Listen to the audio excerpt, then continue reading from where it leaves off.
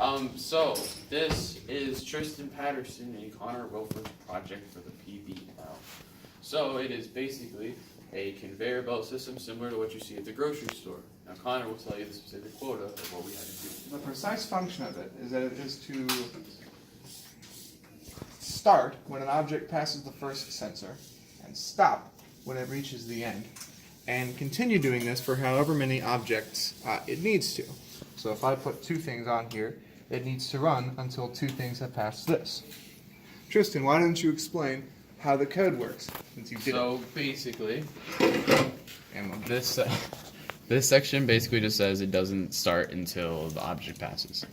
And this is saying if the left sonar value is less than less than 18, because that's the distance from the sonar to the conveyor belt. That is to say, if it sees an object. If it sees an object, then it adds 1 to the in count, which is an integer that we defined up here to keep track of how many objects pass the conveyor belts. It will wait a bit. It'll wait a second, then it'll start the motors, and then it'll stop the count after the sonar re-reaches the 18. Just so that we don't keep looking at the same object and counting it a lot. Mm-hmm. And then this is saying that if the right sonar sees something, and the in count for the integers is greater than the out count, then it'll count the object, wait 1 second, stop both motors to where we can grab the object off, wait a second, and then as soon as the value is 18 again, it'll start both motors over again. That is, if it sees something, more things have come in than gone out, it'll stop, you take it off. Once it doesn't see it anymore, it keeps going. Unless that means that the thing is done and all the things that have come in have passed out. And then this just overlays the entire thing. It just says if the count in, which is the integer that this will count, is greater than the count out, which is the integer that this will count, it'll just run the motors continuously. And if they're if they're equal to, or I don't know why that's in there. It's from an earlier version, but if they're equal or less, if they're equal or less, then it won't move. They'll stop the motors. And then this will show it running.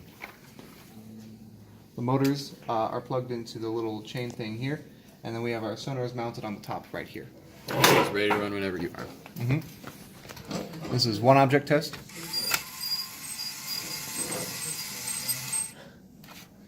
And this is multiple object test.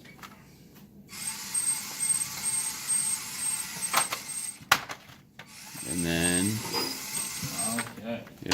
then if you can plug multiple, pretty much as many objects in as you want, as long as it counts them. Yeah, that's not So as you can see, since they were too close to each other, those first two overlapped. The first two like overlapped this. and counted.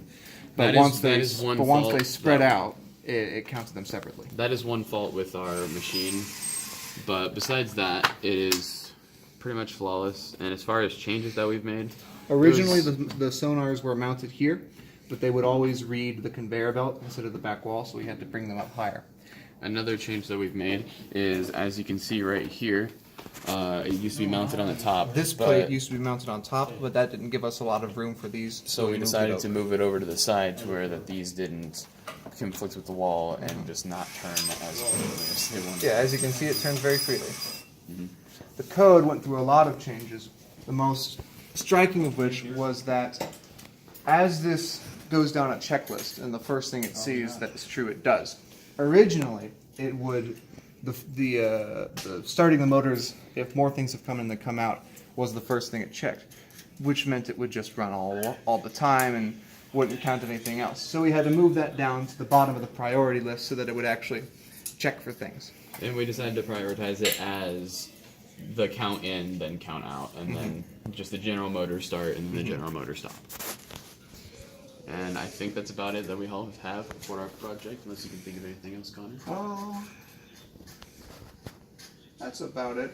One really nifty change that we didn't think of until very late was this whole only count an output if the input number is higher.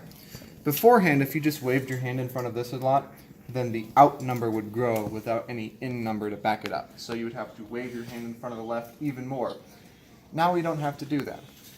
So I think that is about it. it's basically good. Yeah. Thank you for watching and listening, and Good talk. Yeah, good talk. That's about it.